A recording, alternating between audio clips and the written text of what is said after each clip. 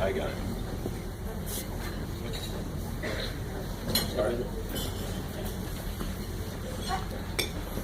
David, thank you for that beautiful introduction. Just full disclosure, I know the Rav spoke on Shabbos and other things, but we did not finish the Zohar.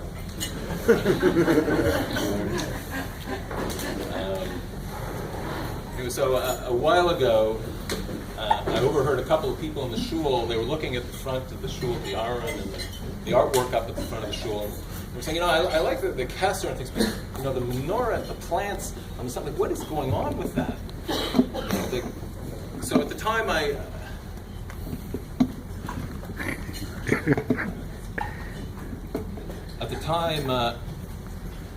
had an answer for them. But I didn't give it to them then, but I thought that maybe I should share it with other people in the shul. Maybe that they were looking up at the seeming randomness of the design, that I could give them an explanation and maybe alleviate any agitation they might have with what they saw. But I didn't get around to it by Shalshudas, so when we were asked to be honored at the dinner, I thought, wow, this is a perfect opportunity to be able to share with the Kehillah just some of the ideas, the insights that went into the design of the shul. I want to give a little background first. We made 4 bar mitzvahs in the old shul. The first bar mitzvah, we felt guests came from out of town, and we really felt, proud that it was clear that Ruchnius was what the shul was about. It wasn't the Gashmias. So that was, by the second bar mitzvah, that was kind of wearing a little thin, and by the third and by the fourth, we were really hoping, there might be a new building, because there'd been a lot of talk about it, but alas, it wasn't meant to be. So when the plans actually started for the new shul, I was very excited, and I wanted to offer my creative talents to whatever, in any way I could, to the design in the shul. I thought maybe I could do something a little more spiritually meaningful with my creativity than pharmaceutical advertising. So I'll try not to go into too much detail here, but I started with some rough sketches. I was working directly with Marty at the time, and I realized it wasn't going to be a pure creative exercise, that I was going to have to get approvals, and Marty was obviously the first approval that I was going to need to get. So the first idea that I came up with was this. Marty does kitchen cabinetry. His carpenters, his master carpenters, graced the shul upstairs with the woodwork that we see there. So this was the first idea I had. So, a kitchen motif. Marty liked it. He was very concerned about making sure that the doors to the aron would be fireproof and everything. So, I had an idea for that too. Torahs compared to water, essentially like you don't have to figure out which Torah to take out. Anyway, so the Rav nixed that one. So when the Rabbi's Pirkei Avos came out, the design on the cover was really very beautiful, and the Rav suggested, we take a look at that, and we did. It's not so funny. But it actually, this was sort of the start of what we actually see today in the shul. It's just, like David was saying, we wanted to add a little color. We felt that might be important. And by this point, I had enlisted Yaakov Wisniewski, who was an amazing artist in town. Could turn the lights back. And a very good friend, very close friend, to do some sketches. And he did a lot of really beautiful work, a number of different iterations. And it's his hand. We collaborated, but it's really his hand that created the artwork that we see upstairs. So I'm not showing many of the iterations that we went through. That was a little more tortured than it might look here, but we did, Baruch Hashem, we settled on what we have now. So what do the menorahs and the plants represent? So Reb Uziel Milevsky, Sefer Tzadok L'Bracha, has a mimer on Parshas Ve'eschana that I think really aptly define the meaning of the art in the shul and how it really defines the character of our kehillah. It begins with a discussion of the similarities and the differences in the first paragraph and the second paragraph of Kriya Shema.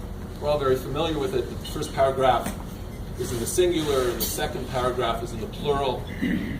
The first paragraph, we're enjoined to Lev Hashem b'chol avavcha, b'chol nafshecha, b'chol me'adecha, with all of our heart, and all of our soul, and all of our possessions. And the second paragraph, it says b'chol avavcha, b'chol nafshecha, but it leaves out the me'adecha. It doesn't include our possessions.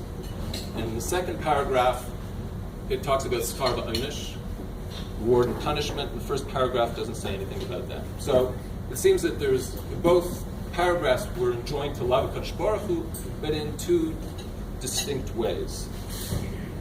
So similar differences could be found in the symbolism of the kelim in the Beis Hamikdash. The Kodshei Kodashim, there's one vessel, which was the aron, and it contained both of the luchos. And the aron obviously represented Torah, and learning Torah. Outside of the Kodshei Kodashim was the Mizbeach, and the Shulchan, and the Menorah. So the Shulchan represented our connection to Kadosh Baruch Hu through the physical world, and the Menorah also represented Torah. So the question is, why is there the Torah represented in two different ways? The aron stands alone by itself, and the menorah stands next to the shulchan. So there's a well-known Gemara in Brachos that discusses the pasuk, you shall gather in your grain and your wine and your oil. And so Rabbi Yishmael says, there's machlokes there, that Rabbi Yishmael says that this teaches us that we need to work. That it's implicit from the fact that when we go out, that we'll gather in our grain and our wine and our oil, that it's implicit that that's what we need to do. We need to work. Rabbi Shimon Bar Yochai says, if we're going to work, we're going to plow the fields and seed and gather in, who's going to be learning Torah? So it must be that if we don't really do the Ratzon Hashem, then we're going to have to go and work. But otherwise other people will do it for us. So Rav Milevsky separates out the theme through all of these different ideas here, is that there's an aron Jew and there's a menorah Jew. So the aron Jew is totally immersed in Torah, with all of his heart and all of his soul and all of his possessions. He's completely sanctified by Kadosh Baruch Hu, and however his sustenance is going to come, it'll come through Hashgacha, the community will support him. However, the menorah Jew, on the other hand, Torah also has a primacy. He learns, but he also takes an interest in subsisting in the outside world, including work. So this goes back to to Kriya Shema, right? The first paragraph is in the singular. Few individuals were successful at that, right? The Gemara ends off saying that many did like Rabbi Yishmael and were successful, and many tried to do like Rabbi Shimon Bar Yochai and were unsuccessful. Meaning that there were people who were successful, but they were Yechidim. So how does this connect? It's pretty obvious how it connects to the iconography in the shul. Our aron has the singular crown of the Torah, the aron Jew, who's completely devoted to learning and mitzvahs, which is central to everything that we value. The foliage, it represents the very life force. It's a living, organic thing. The aron Jew, their learning and their mitzvahs, they form who they are as the crown of the Torah. The two panels on the outside,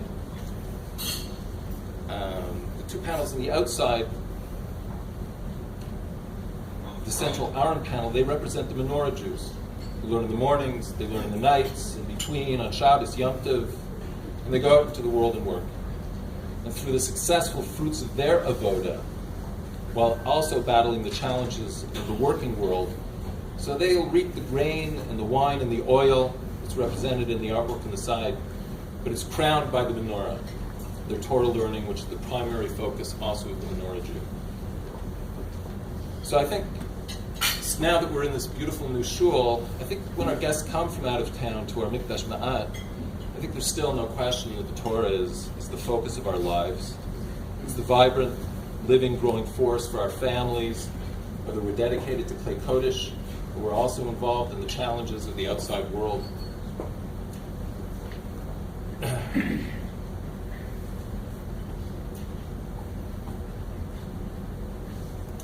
Esther and I really were very honored and thankful to associate with a Rav and a Kehillah that truly epitomizes these two kinds of Jews. And we thank you all for providing such a special Matan Torah for us, for our children, to learn and daven and grow in.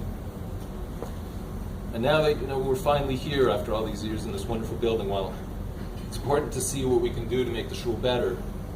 I think it's even more important that we appreciate what we have, what we've built, to be sure to continue to build on that.